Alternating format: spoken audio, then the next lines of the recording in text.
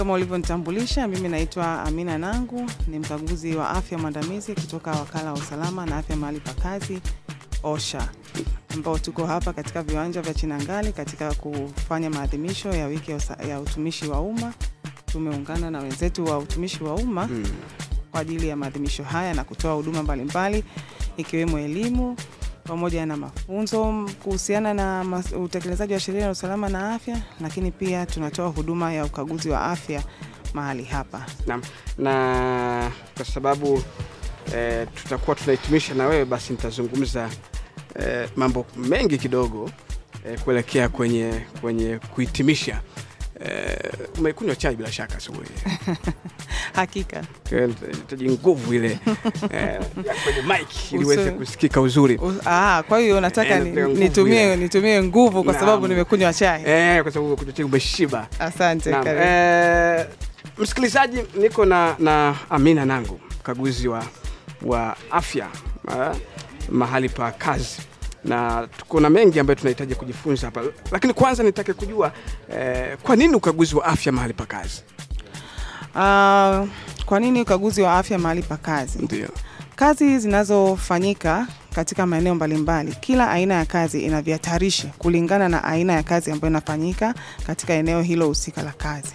Kwa hiyo uwepo wa hivyo vihatarishi vinaathiri wakina nani? Vinaathiri wafanyakazi. Kwa hiyo sisi kama wakala ambao tumepewa dhamana ya kuhakikisha kwamba nguvu kazi ya taifa inalindwa afya zao dhidi ya vihatarishi ama madhara ama kuweza kupata madhara ya kiafya ambayo yanatokana na vihatarishi vilivyopo kwenye maeneo ya kazi, tuna jukumu la kufanya kaguzi hizo za afya ambayo imesemwa katika kifungu namba 24 pamoja na 72 cha sheria yetu hiyo namba 5 ya mwaka 2003 ya usalama na afya mahali pa kazi, ambayo inamtaka mwajiri kuhakikisha kwamba wafanyakazi wao wote wamefanyiwa ukaguzi wa afya. Lengo hasa ndio kwa sababu ukaguzi huu unafanyika katika hatua 3. Tuna ukaguzi unaofanyika wakati wafanyakazi wanapata ajira kwa mara ya kwanza, tunaita pre-placement medical examination au medical inspection. Hii inalenga hasa kupata taarifa za awali za mfanyakazi.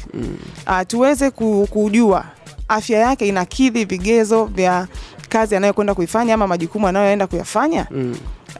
Lakini pia sisi kama taasisi inatusaidia kutupa taarifa yake ya awali ili tuweze kufanya monitoring ama kufanya ukaguzi au kufuatilia mwenendo wa afya yake kuhusiana na vihatarishi ambavyo viko pale kwenye eneo lake lile la kazi. Ndiyo. Tuweze kumonitor na kuweza kutambua ama kubaini kama kutakuwa na mabadiliko yoyote ya kiafya yanayoweza kuwa yamesababishwa na kazi zake. Kwa hiyo tunakuwa tunafanya hiyo periodic medical examination. Periodic medical examination inakuwa ni medical examination ama ukaguzi wa afya unaofanyika kila mara, alau mara moja kwa mwaka au pale inapolazimu. Hii nayo inategemea sasa na hali ya vihatarishi ambavyo iko kwenye eneo lile la kazi husika. Lakini pia ukaguzi wa afya ufanyika katika hatua ya mwisho ambapo mfanyakazi anaachana na mwajiri wake, yani exit medical examination. Hiyo huwa tunaifanya kwa lengo sasa la kulinganisha hali yake ya sasa ya mfanyakazi wakati anaondoka au anaachana na mwajiri wake na wakati ule alipoingia mwanzo. Kama unakumbuka niliposema ule ukaguzi wa afya wa awali, huu sasa ni ukaguzi wa afya wakati wa ukomo wa ajira. Je, wakati anaingia ni sawa na anavyotoka? Je, kuna badiliko lolote la afya ambalo linaweza kuhusianishwa na kazi alizokuwa anazifanya pale kutokana na vihatarishi vilivyokuwapo? Kwa hiyo tunakuwa tunaweza kubainisha hilo wakati ule anaondoka au anaachana na mwajiri wake. Nisaidie, kazi imefanyika. Kama na mfano miwili mmoja kwamba tulishakwenda kufanya ukaguzi hapa wakati wanaingia na kuna watu walimaliza mikataba yao, mwajiri hakuwa na nia kuendelea nao, tukaenda kuangalia afya zao pengine, pamoja na yote hayo ambayo mnakuwa mnayafanya. Sheria kuiangalia tuje kuiangalia ama uko tayari sasa hivi hapa ama baadaye tuje kuiangalia, yote ni sawa? Sasa ukitaka utomaso manake unataka ni kuhakikisha kwamba sasa twende kwenye eneo la kazi ambalo tulikwenda kufanya ukaguzi sio kwenda kwa maana ya mfano kwamba tulishakuwa kuna mgodi fulani tulienda kukagua kabla ya watu kuingia kwenye ule mgodi, na watu walipokuwa natoka tukaenda kukagua tena afya za watu zikawa salama, basi tukawaruhusu. Hiyo ni kawaida, na kwa sababu ni takwa la kisheria ni lazima itekelezwe hivyo. Na waajiri ambao wako wanafuatilia hii sheria na kuitekeleza kwa ukamilifu, hizi ni hatua ambazo wanazifahamu, na wanapoajiri huwa wanaleta wafanyakazi wao. Maeneo mengi tu siwezi kutaja kwa majina, lakini maeneo mengi yanatekeleza hii sheria kwa kuleta wafanyakazi au kutualika sisi kwenda kwenye maeneo ya kazi. Kama wafanyakazi ni wengi, tunakwenda kufanya kaguzi wakati wanaajiri na hata pindi wanatoka. Waajiri wanafahamu hilo, na kwa sababu ni takwa la kisheria wamekuwa wakitekeleza, wakituita ama sisi tunakwenda kwenye maeneo yao kufanya kaguzi hizo wakati wa ukomo wa ajira. Naam, shukrani sana kwa mifano halisi hiyo, matumizi ya mifumo, lakini pia ukatuambia na kauli mbiu hapa katika ukaguzi wa afya ikoje? Katika wiki hii ya utumishi wa umma tumepatiwa kauli mbiu ambayo inatuhimiza matumizi ya mifumo ya kidijitali ili kuweza kuongeza upatikanaji wa taarifa, lakini pia kuchagiza uwajibikaji. Na sisi kama OSHA tunafanya ukaguzi wa afya kwa kupitia mfumo wetu wa WIMS tunaoita ambao ni Workplace Information Management System, ambao katika kupitia mfumo huu hatua za ukaguzi zote za afya zinafanyika kupitia huo mfumo.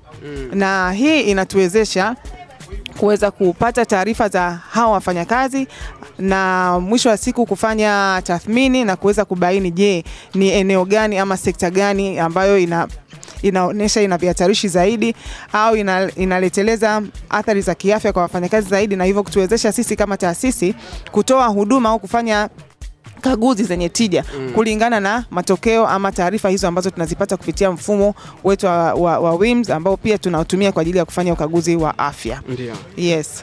Naam, msikilizaji, tuko hapa live kutokea viwanja hivi vya Chinangali Park, na nazungumza hapa na Mina Nangu, wiki ya utumishi wa umma ikifanyika hapa Dodoma na kitaifa ikiwa hapa, lakini tuko katika banda la OSHA, wakala wa usalama na afya mahala pa kazi, tukizungumza mengi, na bila shaka umepata nafasi ya kujifunza mambo mengi kweli kweli. Najaribu kusoma mabango mbalimbali yakiwa katika hili banda, hatua za upimaji wa afya, kufanya kazi mahali pa kazi. Vidokezo vipo vya kutosha. Upimaji wa awali kama ulikuwa hujui kaniki, basi iko pale, kutoka hapo upitie. Upimaji endelevu iko pale, lakini upimaji wa mwisho pia unapatikana pale. Kwa hiyo inawezekana ukafika hapo ukasoma tu maelezo machache, kala elimu ya kutosha hapa.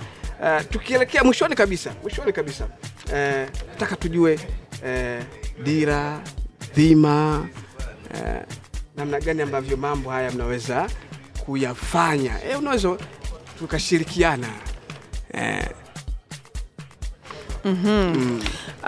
Sisi kama taasisi ambayo tumepewa dhamana ya kulinda nguvu kazi ya taifa kwa kusimamia utekelezaji wa sheria ya usalama na afya mahali pa kazi, dira yetu ni kuhakikisha kwamba tumejenga nguvu kazi ya taifa ambayo ni salama na yenye afya njema kwa maendeleo endelevu ya taifa letu. Wewe mwenyewe unafahamu ya kwamba taifa lisipokuwa na nguvu kazi salama na yenye afya hakuna maendeleo, kwa sababu maendeleo ya taifa lolote yanategemea nguvu kazi ili kuweza kuinua uchumi kwa shughuli na aina mbalimbali za kazi ambazo zinafanyika ili kuweza kuleta uchumi mkubwa wa taifa. Kwa hiyo kama nguvu kazi ya taifa haina afya, manake tuna uhakika kwamba taifa letu litaendelea kuwa maskini ama litadorora na kushuka kiuchumi. Lakini tunatekelezaje? Ambayo nitakwenda kuelezea dhima. Sisi tunasimamia, OSHA inawezesha na inaelimisha na kuhamasisha masuala ya usalama na afya mahali pa kazi kwa kuweka mifumo thabiti inayozuia ajali, magonjwa na vifo pamoja na uharibifu wa mali ili kupunguza gharama za uendeshaji na kukuza uchumi wa taifa. Kwa hiyo katika kutekeleza dhima yetu hii tunashirikiana na wadau mbalimbali, lakini na waajiri ambao hasa kama unakumbuka hapo awali nilisema ya kwamba sheria yao imempa moja kwa moja mamlaka ya utekelezaji wa sheria hii. Kwa hivyo tunashirikiana na hao wadau wetu kuhakikisha kwamba wameweka mifumo sahihi na bora na thabiti ambayo inalinda usalama na afya mahali pa kazi, na hivyo kuhakikisha kwamba wafanyakazi wao katika mazingira yao ya kazi wako salama na kuweza kufanya uzalishaji wenye tija. Ndio. Mimi nikushukuru sana kwamba tulishakwenda kufanya ukaguzi hapa wakati wanaingia, na kuna watu walimaliza mikataba yao, mwajiri hakuwa na nia kuendelea nao. Tukaenda kuangalia afya zao pengine, pamoja na yote hayo ambayo mnakuwa mnayafanya. Sheria kuiangalia tuje kuiangalia ama uko tayari sasa hivi hapa, ama baadaye tuje kuiangalia, yote ni sawa? Sasa ukitaka utomaso manake unataka ni kuhakikisha kwamba sasa twende kwenye eneo la kazi ambalo tulikwenda kufanya ukaguzi sio kwenda kwa maana ya mfano kwamba tulishakuwa kuna mgodi fulani tulienda kukagua kabla watu kuingia kwenye ule mgodi, na watu walipokuwa natoka tukaenda kukagua tena afya za watu zikawa salama, basi tukawaruhusu. Hiyo ni kawaida, na kwa sababu ni takwa la kisheria ni lazima itekelezwe hivyo. Na waajiri ambao wako wanafuatilia hii sheria na kuitekeleza kwa ukamilifu, hizi ni hatua ambazo wanazifahamu, na wanapoajiri huwa wanaleta wafanyakazi wao. Maeneo mengi tu siwezi kutaja kwa majina, lakini maeneo mengi yanatekeleza hii sheria kwa kuleta wafanyakazi au kutualika sisi kwenda kwenye maeneo ya kazi. Kama wafanyakazi ni wengi, tunakwenda kufanya kaguzi wakati wanaajiri na hata pindi wanatoka. Waajiri wanafahamu hilo, na kwa sababu ni takwa la kisheria wamekuwa wakitekeleza, wakituita ama sisi tunakwenda kwenye maeneo yao kufanya kaguzi hizo wakati wa ukomo wa ajira. Naam, shukrani sana. Kwa mifano halisi hiyo, matumizi ya mifumo, lakini pia ukatuambia na kauli mbiu hapa katika ukaguzi wa afya ikoje? Katika wiki hii ya utumishi wa umma tumepatiwa kauli mbiu ambayo inatuhimiza matumizi ya mifumo ya kidijitali ili kuweza kuongeza upatikanaji wa taarifa, lakini pia kuchagiza uwajibikaji. Na sisi kama OSHA tunafanya ukaguzi wa afya kwa kupitia mfumo wetu wa WIMS tunaoita ambao ni Workplace Information Management System, ambao katika kupitia mfumo huu hatua za ukaguzi zote za afya zinafanyika kupitia huo mfumo.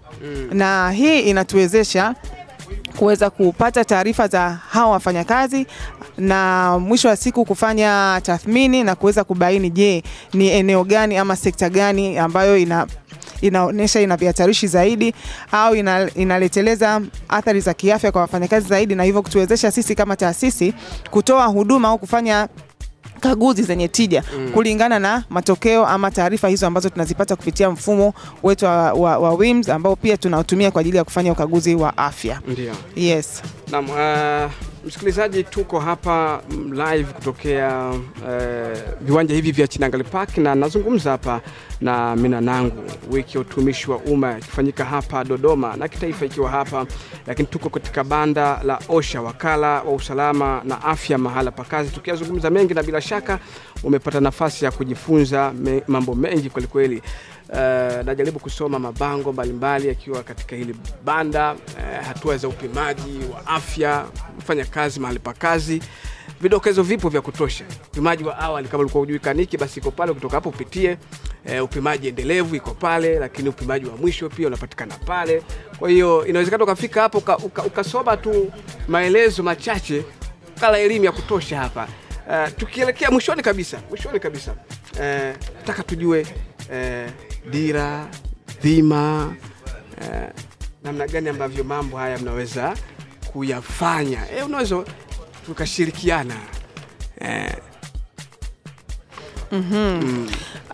Sisi kama taasisi ambayo tumepewa dhamana ya kulinda nguvu kazi ya taifa kwa kusimamia utekelezaji wa sheria ya usalama na afya mahali pa kazi, dira yetu ni kuhakikisha kwamba tumejenga nguvu kazi ya taifa ambayo ni salama na yenye afya njema kwa maendeleo endelevu ya taifa letu. Wewe mwenyewe unafahamu ya kwamba taifa lisipokuwa na nguvu kazi salama na yenye afya hakuna maendeleo, kwa sababu maendeleo ya taifa lolote yanategemea nguvu kazi ili kuweza kuinua uchumi kwa shughuli na aina mbalimbali za kazi ambazo zinafanyika ili kuweza kuleta uchumi mkubwa wa taifa. Kwa hiyo kama nguvu kazi ya taifa haina afya, manake tuna uhakika kwamba taifa letu litaendelea kuwa maskini ama litadorora na kushuka kiuchumi. Lakini tunatekelezaje?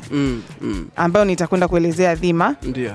Sisi tunasimamia OSHA inawezesha na inaelimisha na kuhamasisha masuala ya usalama na afya mahali pa kazi kwa kuweka mifumo thabiti inayozuia ajali, magonjwa na vifo pamoja na uharibifu wa mali ili kupunguza gharama za uendeshaji na kukuza uchumi wa taifa. Ndiyo. Kwa hiyo katika kutekeleza dhima yetu hii tunashirikiana na wadau mbalimbali, lakini na waajiri ambao hasa kama unakumbuka hapo awali nilisema ya kwamba sheria yao imempa moja kwa moja mamlaka ya utekelezaji wa sheria hii. Kwa hivyo tunashirikiana na hao wadau wetu kuhakikisha kwamba wameweka mifumo sahihi na bora na thabiti ambayo inalinda usalama na afya mahali pa kazi, na hivyo kuhakikisha kwamba wafanyakazi wao katika mazingira yao ya kazi wako salama na kuweza kufanya uzalishaji wenye tija. Ndio. Mimi nikushukuru sana kuweza kuwakaribisha wananchi wa mkoa wa Dodoma waweze kufika mahali hapa katika viwanja vya Chinangali Park, waweze kujifunza mambo mengi kuhusu utekelezaji wa sheria ya usalama na afya mahali pa kazi. Lakini pia hata kwa watumishi wa umma ambao wapo kwenye viwanja hivi tunajipanga kuwafikia. Kwa hiyo ni muhimu wakaja katika banda hili kuweza kujifunza kuhusu namna gani wao kama wafanyakazi wanaweza kushiriki kukinga afya zao, kwa sababu sisi kama taasisi sasa tunaelekea kufanya mchakato wa kuingiza sheria hii ya OSHA katika kanuni za utumishi wa umma na hivyo kuweza kuwafikia kwa wingi. Kwa hiyo waje wapate elimu katika banda hili, lakini zaidi ya yote tuweze kuwaonyesha namna gani tunatoa huduma zetu na zina manufaa kiasi gani katika maisha yao kila siku ya kazi. Sawa, nikushukuru sana. Hapa timu ni kubwa msikilizaji, ambayo inakwenda kuhitimisha mazungumzo muhimu kweli kweli haya kutokea hapa banda la OSHA ambalo wamejidhatiti kweli kweli kuhakikisha kwamba wanaonesha Watanzania nini wanakifanya. Fundi mitambo tuko naye hapa Manoa, Man of Africa, yuko kusababisha kwamba sauti hizi zinasikika, lakini pia kwenye kamera na picha ambazo utaziona kwenye mitandao yetu mbalimbali yupo hapa Kaniki Awadh Omari, Kaniki Brown pia naye yuko hapa, lakini dereva wetu Boniface tuko naye hapa, Veronica Komba afisa masoko pamoja na msimamizi wa vipindi Neema Swai. Mimi ni Emmanuel Mabalwe, nikiruhusu matangazo hayo kurejea hapo studio Zurura Mwinyi, Mama Mkole pamoja na Jitu la Mkole kutokea huku. Sisi hatuna la ziada.